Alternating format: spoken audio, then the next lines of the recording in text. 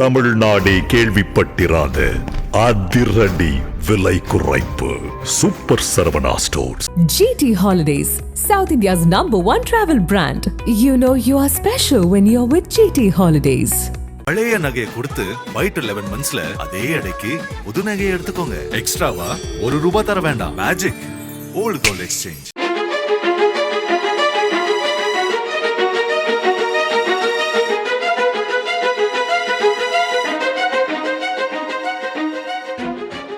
உலக பிரசித்தி பெற்ற கோயில்களில் ஒன்றாக விளங்கக்கூடியது திருத்தணி முருகன் கோவில்.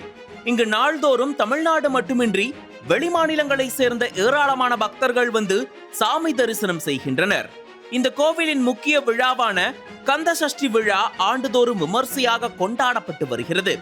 அந்த வகையில் கடந்த 27ஆம் தேதி திருத்தணி முருகன் கோயிலில் நடைபெற்ற கந்த சஷ்டி விழாவில் பல முறைகேடுகள் நடைபெற்றதாக குற்றச்சாட்டு எழுந்தது. கந்த சஷ்டி விழாவில் பாதுகாப்பு குறைபாடுகள் அதிக அளவில் இருந்ததாகவும், கூட்ட நெரிசலை கட்டுப்படுத்தாமல் காவல்துறையும் கோயில் நிர்வாகமும் பக்தர்களை பல மணி நேரம் மழையில் நிற்க வைத்துள்ளனர். அது மட்டுமின்றி கோயில் நிர்வாகத்தினர் பக்தர்களை உள்ளே அனுமதிக்காமல் முக்கிய விஐபிகளின் குடும்பத்தினரிடம் பணத்தை வாங்கிக் கொண்டு சாமி தரிசனம் செய்ய அனுமதித்துள்ளனர். இது குறித்து பேசிய பெண் பக்தர் ஒருவர், நாங்கள் பல மணி நேரம் குழந்தைகளை வைத்துக் கொண்டு சிக்கி தவிக்கிறோம். எந்த ஒரு பாதுகாப்பு ஏற்பாடும் சரியாக செய்யாமல் அவர்களுக்கு வேண்டப்பட்டவர்களை மட்டும் சிறப்பு வழியில் உள்ளே அனுப்புவது நியாயமா?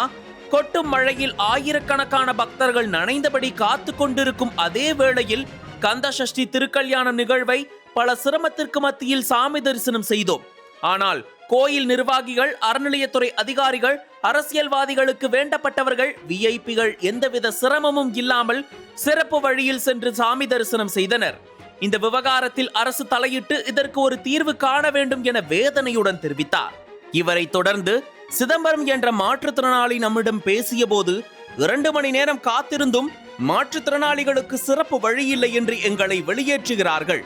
தமிழக முதல்வர் மு.க. ஸ்டாலின் மாற்றுத்திறனாளிகளுக்காக பல திட்டங்களை செயல்படுத்தி வருகிறார். அதை கெடுக்கும் வகையில் இந்த அதிகாரிகள் நடந்து கொள்வது வருத்தம் அளிக்கிறது. அனைத்து அலுவலகங்கள், கோயில்களில் மாற்றுத்திறனாளிகளுக்கு தனி வரிசை இருக்கும்போது திருத்தணி முருகன் கோவில் மட்டும் விதிவிலக்கா? ஏன் மாற்றுத்திறனாளிகள் என்றால் சாமி தரிசனம் செய்யக்கூடாதா என்று ஆதங்கத்துடன் கேள்வி எழுப்பினார். இந்த நிலையில் நம்மிடம் பேசிய பெயர் கூற விரும்பாத சமூக ஆர்வலர், இந்த கோயிலின் உண்டியல் காணிக்கையை திருடிய விவகாரத்தில் இடமாற்றம் செய்யப்பட்ட ஊழியர்கள் மீண்டும் இந்த அராஜகத்தை இங்கு அரங்கேற்றி வருகின்றனர்.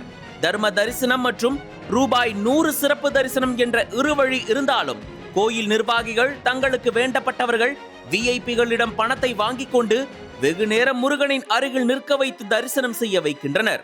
அதே நேரம் நெடுஞ்சாலைத்துறை அமைச்சர் ஏவா வேலுவின் உறவினர் ரவி, இவருடைய மனைவியான உஷா ரவி என்பவர் அறங்காவல் குழுவில் உள்ளார். இந்த உஷா ரவி நெடுஞ்சாலைத்துறை அதிகாரிகளை சிறப்பு வழியில் தரிசனத்திற்கு அழைத்து வருகிறார். அதேபோல் அமைச்சர் சேகர்பாபுவின் நெருக்கமான மோகன் என்பவர் அறங்காவலர் குழுவில் உள்ளார். இவர் பிரிண்டிங் பிரஸ் நடத்தி வருகிறார். மற்றொருவர் அறங்காவல் குழுவை சேர்ந்த சுரேஷ் பாபு என்பவர் அமைச்சர் சேகர்பாபுவுக்கு வேண்டப்பட்டவர். மேலும் ரியல் எஸ்டேட் சங்கமான கடாய் அமைப்பை சேர்ந்த நிர்வாகி ஸ்ரீதரன் அறங்காவல் குழு சேர்மனாக செயல்பட்டு வருகிறார். இவர் திமுகவை சேர்ந்த அண்ணா நகர் கார்த்திக்கிற்கு வேண்டப்பட்டவர். இந்த குழுவை சேர்ந்தவர்கள் வைத்ததுதான் திருத்தணி முருகன் கோவிலில் சட்டம். இதை இந்து அறநிலையத்துறை அதிகாரிகள் யாரும் கண்டுகொள்வதில்லை. மேலும் இக்கோயிலின் இணை ஆணையரான ரமணியுடன் கூட்டு சேர்ந்து சில முறைகேடுகளை ஈடுபட்டு வருவதாக தெரிவித்திருக்கிறார். மேலும் இந்த முறைகேடுகள் சம்பந்தமாக திருத்தணி முருகன் கோயிலின் இந்து அறநிலையத்துறை இணை ஆணையர் ரமணியை பலமுறை தொடர்பு கொண்டும் செல்போனை எடுக்கவில்லை. அதேபோல் இந்த விவகாரத்தில் அமைச்சர் சேகர்பாபுவையும் தொடர்பு கொள்ள முடியவில்லை. இதற்கிடையில் திருத்தணி முருகன் கோவிலில் நடந்தேறிய இத்தகைய சம்பவங்கள் பக்தர்களை வேதனையடைய செய்துள்ளது.